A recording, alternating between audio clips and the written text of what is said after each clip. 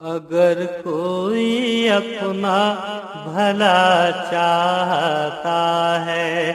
اسے چاہے جس کو خدا چاہتا ہے۔ اعوذ باللہ من الشیطان الرجیم، بسم اللہ الرحمن الرحیم۔ اللہ تعالیٰ کے فضل و کرم سے روزے سے متعلقہ مسائل کے بیان کا سلسلہ جاری ہے۔ پچھلے پروگرام میں روزہ توڑنے والی چیزوں کا اور پھر جن چیزوں سے روزہ نہیں ٹوٹتا ان میں سے کچھ چیزوں کا بیان کیا تھا، اور ہمارا مقصود یہ ہے کہ ہمیں مکمل طور پہ معرفت حاصل ہو جائے کہ کن چیزوں سے روزہ ٹوٹ جاتا ہے اور کون سے امور ایسے ہیں جن کی بنا پر روزہ نہیں ٹوٹتا، تاکہ غلط فہمی کی بنا پر ہم اپنا روزہ نہ توڑ بیٹھیں اور غلط فہمی کی بنا پر ہم یہ نہ سمجھیں کہ شاید ہم روزے کی برکات سے محروم ہو گئے۔ انہی میں سے آخری جو ہمارا مسئلہ چل رہا تھا وہ یہ تھا کہ کیا انجیکشن سے روزہ ٹوٹ جاتا ہے یا نہیں۔ تو جس سے میں نے پچھلے پروگرامز میں آپ کی خدمت میں عرض کیا ہے کہ فقہا نے فرمایا کہ 3 چیزوں کی وجہ سے روزہ ٹوٹتا ہے۔ ایک، جسم کے سوراخوں کے ذریعے کسی چیز کا داخل بدن ہونا جبکہ انسان کو روزہ بھی یاد ہو۔ دوسرا، زوجہ سے قربت وغیرہ کرنا اور اس سے ہی متعلقہ مسائل کے جان بوجھ کر کوئی ایسا فعل کرنا جس سے غسل واجب ہو۔ اور تیسرا، قے، جبکہ وہ منہ بھر کر ہو، جان بوجھ کر کی جائے، روزہ بھی یاد ہو تو ان سے روزہ ٹوٹتا ہے۔ ان 3 چیزوں کی تفصیل کی روشنی میں جمہور فقہا یہ کہتے ہیں کہ انجیکشن سے روزہ نہیں ٹوٹے گا، کیونکہ وہ کہتے ہیں کہ جب انجیکشن مثلا ہاتھ وغیرہ میں لگا رہے ہیں، اسی طرح ڈرپ وہ بھی مطلب جسے ہاتھ وغیرہ میں لگائی تو اس کے ذریعے جو دوا داخل بدن ہو رہی ہے وہ سوراخوں کے ذریعے نہیں ہو رہی بلکہ رگوں اور شریانوں کے ذریعے ہو رہی ہے، اور نہ یہ قے ہے نہ یہ قربت ہے زوجہ سے، لہذا تینوں چیزیں نہیں پائی گئیں، لہذا روزہ نہیں جائے گا۔ لیکن بعض فقہا یہ کہتے ہیں کہ دیکھیں، جو شریعت نے فرمایا کہ جو چیز داخل بدن ہو جائے چاہے سوراخوں کے ذریعے ہو اس سے روزہ ٹوٹ جاتا ہے، تو اس کی وجہ داخل بدن ہونا نہیں ہے، بلکہ وجہ یہ ہے کہ وہ چیز اندر جانے کے بعد جسم کی اصلاح کا، جسم کی تقویت کا سبب بنتی ہے۔ جیسے دوائی اندر پہنچے گی تو جسم کی اصلاح کرے گی، جسم کو توانا کرے گی، اور غذا وغیرہ پہنچے گی تو اس سے قوت حاصل ہوتی ہے۔ تو یہ جو فقہا ہیں یہ فرماتے ہیں کہ انجیکشن سے بھی یہی فائدہ حاصل ہو رہا ہے کہ اگرچہ یہ دوائی رگوں کے ذریعے نہیں پہنچ رہی، لیکن جب یہ اندر پہنچ جاتی ہے تو بدن کی اصلاح بھی ہوتی ہے اور تقویت کا یہ دوائی سبب بھی بن رہی ہے، لہذا روزہ ٹوٹنا چاہیے۔ تو معلوم یہ ہوا کہ چونکہ اس زمانے میں یعنی نبی کریم صلی اللہ علیہ وسلم کے زمانے اقدس میں انجیکشن کا رواج تو نہیں تھا، لہٰذا اب یہ مسئلہ ہوا قیاسی، اور قیاسی مسائل میں جب فقہاء عظام کا اختلاف ہو جائے تو عوام کے لیے گنجائش ہوتی ہے کہ وہ جس فقیہ کے قول کو چاہے قبول کر لے۔ لہذا اگر کوئی دوران روزہ انجیکشن لگائے گا اور ان مفتیان کرام کے، ان فقہاء عظام کے مسئلے کو اخذ کر کے لگائے گا جنہوں نے کہا کہ رگوں یا شریانوں کے ذریعے کوئی چیز داخل بدن ہو تو روزہ نہیں جاتا، تو ان کو روزہ نہیں جائے گا۔ اور اگر کوئی نہ لگائے، احتیاط کرے کہ ہو سکتا ہے ان فقہاء کرام کا قیاس قوی ہو کہ جنہوں نے اصلاح بدن یا تقویت بدن کی بنا پر کسی چیز کے اندر داخل ہونے سے روزے کے ٹوٹنے کا حکم دیا، وہ اگر بچیں تو ان کے لیے بہت اچھی بات ہے، اولا ہے، افضل ہے۔ اسی طرح بعض ہمارے بھائی پوچھتے ہیں کہ وہ دمے کے مریض ہیں اور انہیلر یوز کرتے ہیں، اس میں لیکوڈ دوا ہوتی ہے، دمے والے اس کو ہلاتے ہیں اور پھر حلق کے ذریعے اس کو اندر پہنچایا جاتا ہے۔ تو چونکہ حلق کے ذریعے کوئی بھی دوا یا غذا اگر اندر پہنچتی ہے تو لازم بات ہے جب حلق کے ذریعے پہنچا رہے ہیں تو معدے کے اندر بھی بہت سے اس کے ذرات یا اثرات پہنچ سکتے ہیں، لہٰذا اس پر روزہ ٹوٹنے کا ہی حکم ہوگا۔ اور اگر مطلب یہ کہ چونکہ ضمن بات آگے تو ہم نے روزہ نہ ٹوٹنے والی چیزوں کے یعنی روزہ نہ توڑنے والی چیزوں کے بیان میں اس کو ذکر کر دیا، لیکن یہ توجہ رکھنے والی بات ہے کہ اگر کوئی ایسی دوائی یوز کرتے کہ جو اندر تک نہیں پہنچ پاتی تو جائز ہوتا۔ اب انہیلر باقاعدہ دوائی اندر جا رہی ہے تو اس سے روزہ ٹوٹنے کا حکم دیا جائے گا۔ بعض اوقات انسان حالت روزہ میں غسل کرتا ہے اور اس پانی کی ٹھنڈک وہ اپنے جسم کے اوپر جس طرح محسوس کر رہا ہے، اندر تک بدن ٹھنڈا ٹھنڈا محسوس ہوتا ہے، باطن کے اندر بھی، تو کیا اس ٹھنڈک سے روزہ ٹوٹتا ہے؟ تو نہیں۔ اگرچہ انسان کتنا ہی پانی میں نہائے، سمندر میں جا کر نہا لے، اگر اس کی ناک وغیرہ یا حلق کے ذریعے پانی اندر نہیں پہنچتا، بدن خوب ٹھنڈا ہے، اندر تک ٹھنڈک محسوس ہو رہی ہے، تو اس میں شرن حرج نہیں ہوتا، روزہ نہیں جائے گا۔ بعض اوقات ہم وضو کرتے ہیں، وضو کرنے کے بعد جو کلی وغیرہ کی تو تھوڑی بہت تری ہمارے منہ میں رہ جاتی ہے، اور وہ تری تھوک کے ذریعے مل کر ہمارے حلق میں مثلا اتر گئی، تو کیا اس سے روزہ ٹوٹ جائے گا؟ تو یہ چونکہ ایسی تری سے بچنا بہت ہی دشوار ہے، بہت ہی زیادہ حرج ہے. یا تو یوں آدمی کرے کلی کر کے تھوکتا رہے جب تک کہ اسے یقین نہ ہو جائے کہ منہ میں پہنچنے والی تری نکل چکی ہے، تب تک وہ ایسا کرتا رہے. تو یہ بہت مشقت والا کام ہے. لہٰذا فقہا نے فرمایا کہ اگر منہ میں کلی کی ہے اور کلی کرنے کے بعد پھر منہ میں تھوڑا بہت پانی داڑھوں کے پیچھے یا زبان کے نیچے وغیرہ کہیں رہ گیا اور تھوک کے ساتھ مل کر اندر اتر گیا تو اس سے روزہ نہیں جایا کرتا. تھوک کا مسئلہ آپ کو پہلے بھی بتایا تھا کہ اگر کسی نے حالت روزہ میں جان بوجھ کر اپنا تھوک نگل لیا تو اس سے روزہ نہیں جاتا. لیکن کیا یہ فعل کراہت کا باعث ہے، مکروہ ہے کہ نہیں، اس پہ انشاءاللہ ہم اگلے پروگرام میں یا ابھی تھوڑی دیر بعد ہم کلام کریں گے. اگر روزے کے مکروہات کے بیان کا موقع ملا تو یہ کہ کراہت ہے یا نہیں وہ ایک الگ مسئلہ ہے. ابھی ہمارا موضوع یہ ہے کہ اس سے روزہ ٹوٹتا ہے یا نہیں ٹوٹتا. لہذا اپنا تھوک چاہے کتنی ہی مقدار میں انسان نگل لے اس کا روزہ نہیں جائے گا. ایک مسئلہ یہ بھی یاد رکھیں، پہلے بھی تھوڑا سا اشارہ کیا تھا کہ روزے کے لیے پاکی شرط نہیں ہے. لہذا اگر کسی نے مثال کے طور پہ سحری میں اس کی آنکھ کھلی اور یہ دیکھا کہ اسے احتلام ہو چکا ہے اور روزے میں بند ہونے میں وقت بہت قلیل ہے، یا تو سحری کر لے یا غسل کر لے، تو اس کے لیے شرعاً اجازت ہوتی ہے کہ وہ غسل کے پہلے 2 فرض مکمل کر لے، یعنی غرغرہ کلی سمیت غرغرہ کرنا اور ناک میں پانی چڑھانا، یہ 2 کام کر لے. کیونکہ یہ سحری بند ہونے کے بعد نہیں کر سکیں گے، روزہ ٹوٹنے کا اندیشہ ہے. اور آرام سے وہ سحری کرے، سحری کرنے کے بعد پھر جب فجر کا وقت ہو جائے تو غسل وغیرہ کر لے. اس سے معلوم ہوا کہ اگر انسان حالت ناپاکی میں ہے تو اس کے لیے روزہ شروع کرنا اسی طرح فرض ہے جیسے پاکی کی حالت میں ہے، اور یہ روزہ چھوڑنے کے لیے عذر نہیں ہوگا. اور اسی میں ضمناً بیان کر چکے ہیں کہ اگر دوپہر میں احتلام ہوتا ہے تو اس میں روزہ نہیں جایا کرے گا.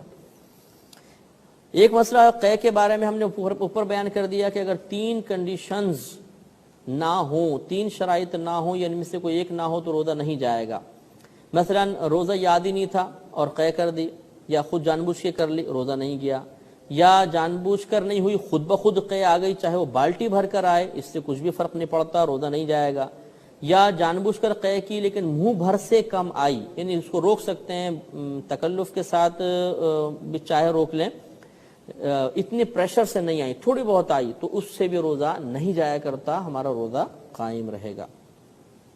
بعض لوگ سوال کرتے ہیں کہ کیا حالت روزہ میں ویسلین اور مزید کولڈ کریمز وغیرہ لگا سکتے ہیں کہ نہیں، یا بالوں میں تیل لگا سکتے ہیں نہیں، عورتیں مہندی لگا سکتی ہیں، ناخن کاٹ سکتی ہیں کہ نہیں. تو یہ تمام کام جائز ہیں. وہ 3 اصول اپنے آپ کو ذہن میں رکھنے ہوں گے کہ ایک تو جان بوجھ کر جسم کے سوراخوں کے ذریعے کسی چیز کو داخل بدن کرنا جبکہ روزہ یاد ہو، دوسرا زوجہ سے قربت، اور تیسرا قے کے مسائل. اب چونکہ ویسلین اوپر لگائی یا مطلب تیل سر پہ لگا رہے ہیں، ناخن کاٹ رہے ہیں، بال کاٹ رہے ہیں، یا حجامت وغیرہ بنوا رہے ہیں، یا خط وغیرہ بنوا رہے ہیں، ان چیزوں میں چونکہ وہ تینوں امور نہیں پائے جاتے، لہٰذا یہ تمام کے تمام سے روزہ نہیں جائے گا. اسی سے بھی معلوم ہو گیا کہ جیسے کہ آپ کو میں نے عرض کیا تھا کہ منہ میں خون نکلا اور وہ حلق تک نہیں پہنچا تو اس سے روزہ نہیں جاتا. تو اس پر یہ مسئلہ یاد رکھیں کہ جسم کے کسی بھی حصے سے خون نکلے، چاہے کتنی ہی مقدار میں کیوں نہ نکل جائے، خون کے نکلنے سے روزہ نہیں جایا کرتا. اس سے یہ مسئلہ بھی معلوم ہو گیا کہ اگر حالت روزہ میں کوئی بلڈ ٹیسٹ کروانا چاہے تو وہ کروا سکتا ہے. اس کو اگر انجیکٹ کریں گے خون کو تو اس سے کوئی فرق نہیں پڑے گا، اس کا روزہ قائم رہے گا. اب انشاءاللہ ہم روزے کے مکروہات کے بارے میں چند باتیں عرض کرتے ہیں کہ بعض چیزیں ایسی ہوتی ہیں جن سے روزہ ٹوٹتا تو نہیں ہے، لیکن حالت روزہ میں ان امور کا ارتکاب روزے کی نورانیت کو ختم کر دیتا ہے. تو وہ چیزیں جو روزے کی نورانیت، اس کی برکات میں کمی کا سبب بنتی ہیں، انہیں روزے کے مکروہات کہا جاتا ہے. اس میں ایک تو حدیث پاک یاد رکھیں کہ بخاری شریف کی روایت سیدنا ابو ہریرہ رضی اللہ تعالی عنہ سے مروی ہے کہ نبی کریم صلی اللہ علیہ وسلم ارشاد فرماتے ہیں کہ جو بری بات کہنا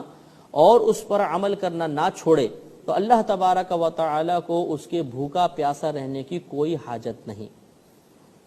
اس قول کا مطلب خدا نہ خواستہ یہ نہیں ہے کہ جو بھوکا پیاسا مطلب جو بری بات کو چھوڑ دے گا، بری بات پر عمل نہیں کرے گا تو اس کے روزے کی اللہ کو حاجت ہے، یہ مراد کہنے کے نہیں ہے. کہنے کا مطلب یہ ہے کہ اللہ تبارک و تعالی یہ چاہتا ہے، وہ ارادہ فرماتا ہے کہ اس کے بندے کامل روزہ اس کی بارگاہ میں بھیجیں اگر کوئی شخص کامل نہیں بھیجتا، بری بات کرتا رہتا ہے، تو ایسے روزے کو اللہ تعالیٰ پسند نہیں فرماتا۔ اس طرح نسائی شریف کی روایت ہے، حضرت ابو ہریرہ رضی اللہ تعالیٰ عنہ راوی ہیں، نبی کریم صلی اللہ علیہ وسلم ارشاد فرماتے ہیں کہ بعض روزہ رکھنے والے ایسے ہیں کہ جنہیں سوائے بھوک اور پیاس کے کچھ بھی حاصل نہیں ہوتا، اور بعض نماز پڑھنے والے ایسے ہیں، رات میں قیام کرنے والے ایسے ہیں کہ جنہیں سوائے جاگنے کے اور کچھ حاصل نہیں ہوتا۔ اس کا مطلب فقہاء نے، شارحین نے یہ بیان فرمایا کہ انسان حالت روزہ میں کچھ ایسے کام کر لیتا ہے کہ روزے کی برکات، اس کا ثواب، اس کی نورانیت زائل ہو جاتی ہیں، اور صرف وہ کھانے پینے کی مشقت اس کو حاصل ہوتی ہے اور کچھ بھی نہیں رہتی۔ اسی طرح حاکم کی روایت ہے، حضرت ابو ہریرہ رضی اللہ تعالی عنہ ہی راوی ہیں، نبی کریم صلی اللہ علیہ وسلم نے فرمایا کہ روزہ اس کا نام نہیں ہے کہ آدمی کھانے پینے سے باز رہے، بلکہ روزہ تو اس کا نام ہے کہ انسان بیہودہ چیزوں کو، لغو چیزوں کو، بیکار کاموں کو بھی چھوڑ دے۔ اس سے یہ معلوم ہوا کہ اگر انسان روزے کو کامل طریقے سے اللہ کی بارگاہ میں بھیجنا چاہتا ہے تو اسے ان تمام امور کو جاننا ہوگا کہ جس کی وجہ سے روزے کی نورانیت زائل ہو جاتی ہے، اور جاننے کے بعد پھر انہیں اپنے سے دور کرنے اور ان سے دوران روزہ بچنے کی کوشش کرنی ہوگی۔ اب میں اس کی تفصیل عرض کرتا ہوں کہ جن چیزوں سے روزے کی برکات زائل ہوتی ہیں۔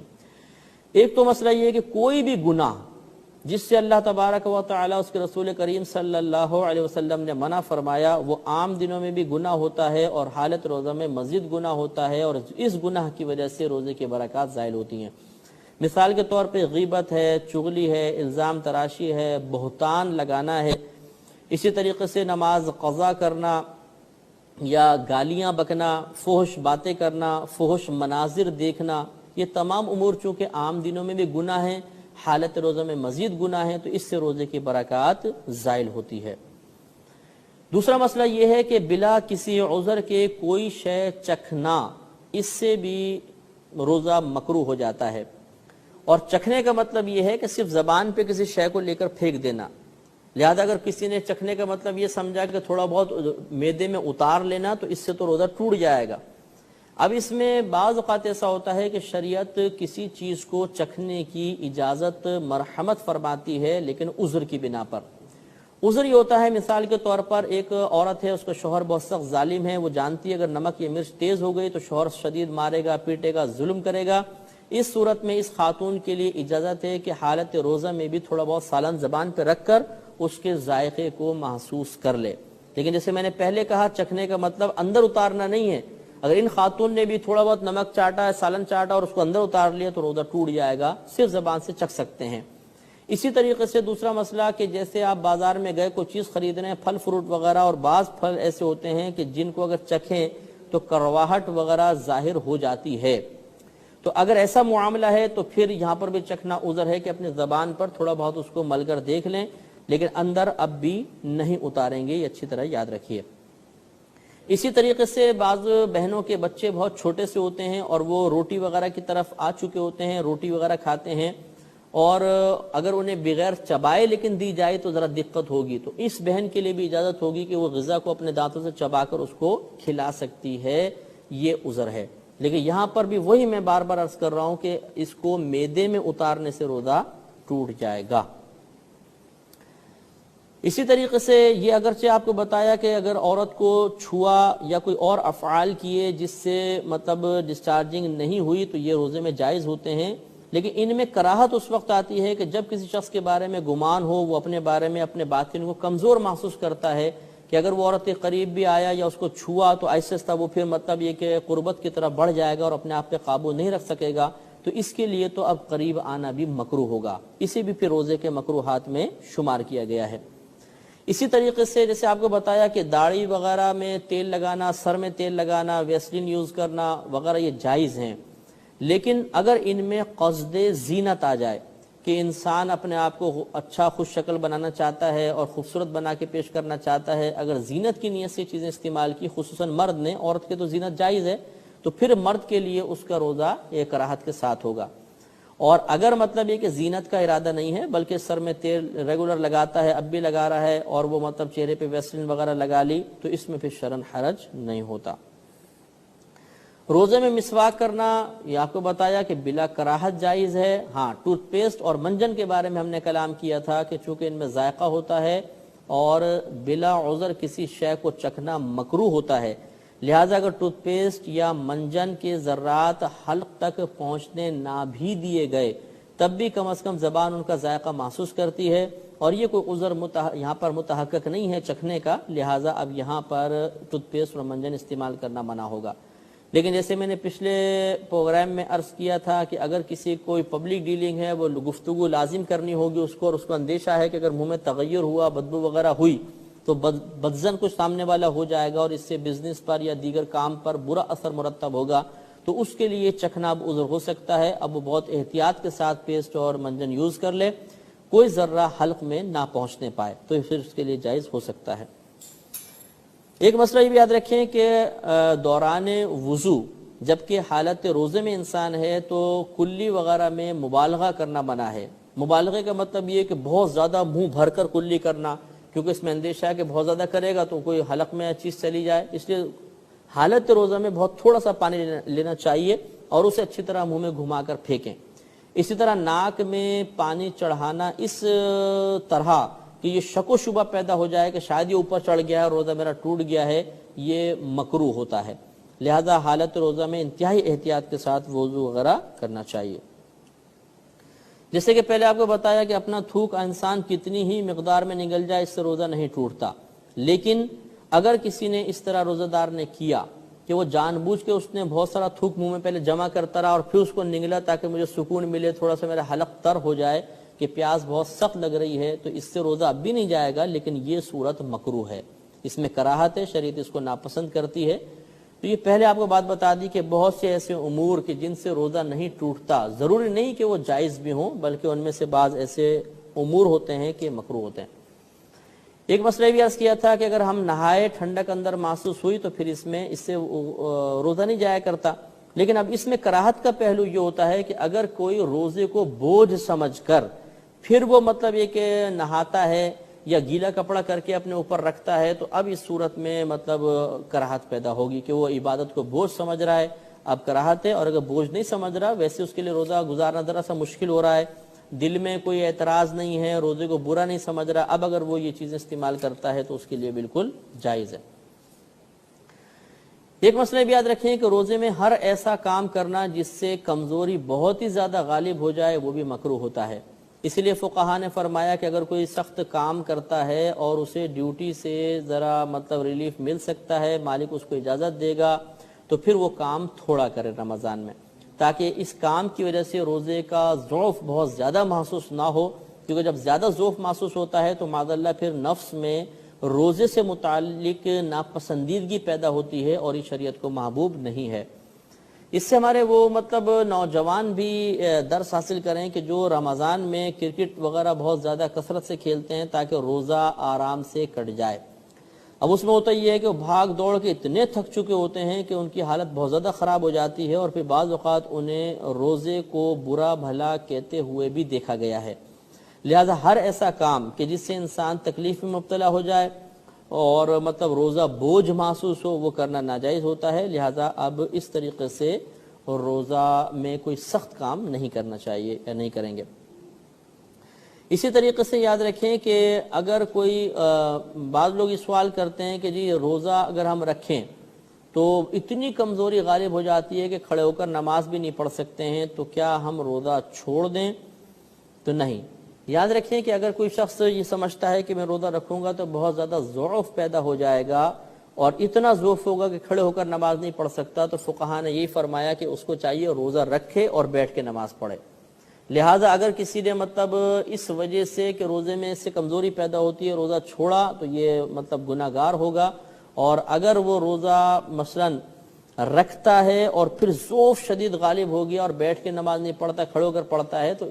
اس کھڑے ہو کر پڑھنے کی وجہ سے تکلیف پیدا ہوئی اور تکلیف سے پھر انسان کا ذہن روزے سے متنفر ہوا، تو اب ایسے کھڑے ہو کر پڑھنا مکروہ ہوگا۔ شریعت اس کو پسند نہیں کرتی ہے، بلکہ اس کو چاہیے کہ روزہ رکھے اور بیٹھ کر آرام سے نماز ادا کرے، اشاروں کے ساتھ پڑھ لے، اس کی بھی اجازت ہے، یا بیٹھ کے رکوع سجود وغیرہ کرے جیسے عموماً نوافل میں کیا جاتا ہے، تو یہ اجازت ہوتی ہے۔ ایک مسئلہ یہ بھی یاد رکھیے کہ جیسے آپ کو بتایا کہ اگر کسی نے بلڈ ٹیسٹ وغیرہ کرایا اور اتنا خون نہ نکلا کہ جس سے ضعف غالب ہو تو یہ بلا کراہت جائز ہے۔ ہاں اتنا زیادہ خون اگر بدن سے نکالا کہ اس سے انسان کو بوجھ محسوس ہوا اور کمزوری اس کے اوپر غالب آئی تو پھر یہ مکروہ صورت ہوگی۔ جیسے مثال کے طور پہ حالت روزہ میں کسی کو خون دینا، تو یہ میں نے بھی آپ کو بتایا کہ روزے میں خون چاہے کتنی ہی مقدار میں نکل جائے، اگر حلق میں نہیں پہنچا تو اس سے روزہ نہیں ٹوٹا کرتا، لیکن اس کا مطلب ہرگز یہ نہیں ہے کہ یہ بلا کراہت جائز ہے۔ چنانچہ کسی نے اگر خون دیا اور اسے ضعف اور کمزوری محسوس ہوئی اور حالت روزہ میں خون دیا تھا تو اب اس کا روزہ مکروہ ہوگا۔ لہذا معلوم یہ ہوا کہ حالت روزہ میں حتی الامکان کوشش کرنی چاہیے کہ بلا عذر اپنا خون وغیرہ باہر نہ نکالیں۔ تو یہ روزے کے مکروہات تھے، ان تمام چیزوں پہ ہمیں توجہ کرنی چاہیے، اور ایک مرتبہ پھر میں خلاصہ کلام آپ کی خدمت میں ضرور عرض کروں گا، اس کو بار بار ذہن میں لے کر آئیں، اپنے ذہن میں محفوظ رکھیں کہ 3 چیزیں ایسی ہیں جن سے ہمارا روزہ ٹوٹتا ہے، اگر یہ 3 امور نہ ہوں تو روزہ نہیں جائے گا۔ ہاں، روزہ نہ جانے کا مطلب یہ نہیں ہے کہ بلا کراہت جائز ہوگا، یہ ہو سکتا ہے کہ روزہ نہ ٹوٹے لیکن اس میں کراہت پیدا ہو جائے، اور وہ 3 چیزیں آپ کو بتائی ہیں کہ ایک، جان بوجھ کر قصدن جبکہ روزہ یعنی یاد ہو کچھ کھانا پینا یا کوئی جسم کے سوراخوں کے ذریعے دوا وغیرہ کو اپنے بدن میں داخل کر لینا، اس سے روزہ ٹوٹ جائے گا۔ دوسرا، اگر قربت وغیرہ کی وجہ سے یا اس سے متعلق ایسے افعال کہ جن سے غسل واجب ہو جاتا ہے، جان بوجھ کے ایسے افعال کیے تو اس سے، اور تیسرا قے کے ذریعے روزہ ٹوٹتا ہے، باقی کسی چیز سے نہیں ٹوٹتا۔ اب آپ کے اطراف میں جتنی بھی چیزیں ہیں، آپ رمضان کے آنے سے پہلے ان کے بارے میں غور شروع کریں۔ مثال کے طور پہ جو چیزیں آپ استعمال کرتے ہیں اور روزمرہ زندگی میں استعمال کر رہے ہیں، یا آپ کے اطراف میں گھر میں لوگ چیزیں استعمال کر رہے ہیں، ان میں کو ایک ایک کو تصور میں لے کر آئیں اور اس پوری تفصیل کی روشنی میں اس کو دیکھیں۔ مثال کے طور پہ اوپر سے چلیں، سر میں تیل لگانا، اب غور کریں، آپ کو فوراً جواب ملے گا کہ چونکہ قصدن جسم کے سوراخوں کے ذریعے کوئی شے اندر نہیں جا رہی، یہ قربت بھی نہیں ہے، یہ قے بھی کیسے بھی سے کوئی تعلق نہیں ہے، تو روزہ نہیں جائے گا۔ اسی طریقے سے جسم پر ویسلین وغیرہ ملنا، شیو کرنا، خدا نخواستہ ویسے تو بچنا ہی چاہیے، لیکن کوئی شیو کر رہا ہے، خط بنوا رہا ہے، حجامت بنوا رہے ہیں، یا اچھا لباس پہن رہے ہیں، یا عورتیں مہندی لگاتی ہیں، ناخن وغیرہ کٹواتے ہیں، تو ان 3 اصول کی روشنی میں آپ ہزارہا مسائل کا حل معلوم کر سکتے ہیں۔ اس کے علاوہ روزے کے مکروہات آپ اور دیکھ لیں، ان میں بھی خلاصہ کلام یہ ہوتا ہے کہ اگر روزے کو بوجھ سمجھ کر کوئی جائز کام کر رہے ہیں تو وہ تمام کام مکروہ ہوں گے۔ اسی طرح گناہ کا ارتکاب انسان جان بوجھ کر کرے تو روزہ اس سے مکروہ ہوگا، اور اس کے علاوہ اگر انسان ایسا کوئی کام کرے جس سے روزہ ٹوٹنے کا اندیشہ ہو اور بلا عذر وہ کام کرے گا تو اس سے بھی روزے میں کراہت پیدا ہوتی ہے۔ تو یہ چند ایسے اصول ہیں کہ انشاءاللہ اگر عوام الناس ان اصولوں کو اپنے ذہن میں رکھے اور اپنے اطراف میں ہونے والے معاملات کو ان تفصیل کی روشنی میں بار بار دیکھتے رہیں اور بار بار ان کے بارے میں غور و تفکر کرتے رہیں تو انشاءاللہ رمضان میں پھر کوئی مسئلہ پیدا نہیں ہوگا اور کسی بھی قسم کے وسوسے نہیں آئیں گے۔ اس لیے اب رمضان کی آمد سے پہلے آپ کو پریکٹیکل کرنا ہے، باقاعدہ ایک ایک چیز کے بارے میں غور و تفکر کریں اس تفصیل کی روشنی میں، اور ہو سکے تو ان کو لکھتے جائیں، یا آپ گھر کے 2 افراد ان چیزوں کو جاننے کے بعد آپس میں ایک دوسرے سے کراس کوسچن کریں، اچھا یوں ہو تو بتائیں کیا ہوگا، یوں تو کیا ہوگا، جس کا حل معلوم نہ چلے ایک دفعہ پھر یہ CD وغیرہ آپ دیکھیں اور ان تفصیل کو ذہن میں لا کے دوبارہ کریں، تو انشاءاللہ تعالیٰ آپ یہ دیکھیں گے کہ کوئی ایسا مسئلہ نہیں بچے گا جس کو آپ خود بخود گھر بیٹھے حل نہ کر لیں۔ یہ اللہ تعالیٰ کی کرم نوازی ہے کہ اس نے ہمیں اس چیز کی توفیق عطا فرمائی۔ اب انشاءاللہ اگلے پروگرام کے ساتھ دوبارہ آپ کی خدمت میں حاضری کا شرف حاصل ہوگا، اس وقت تک کے لیے اجازت مرحمت فرمائیں۔ وآخر دعوانا ان الحمد للہ رب العالمین۔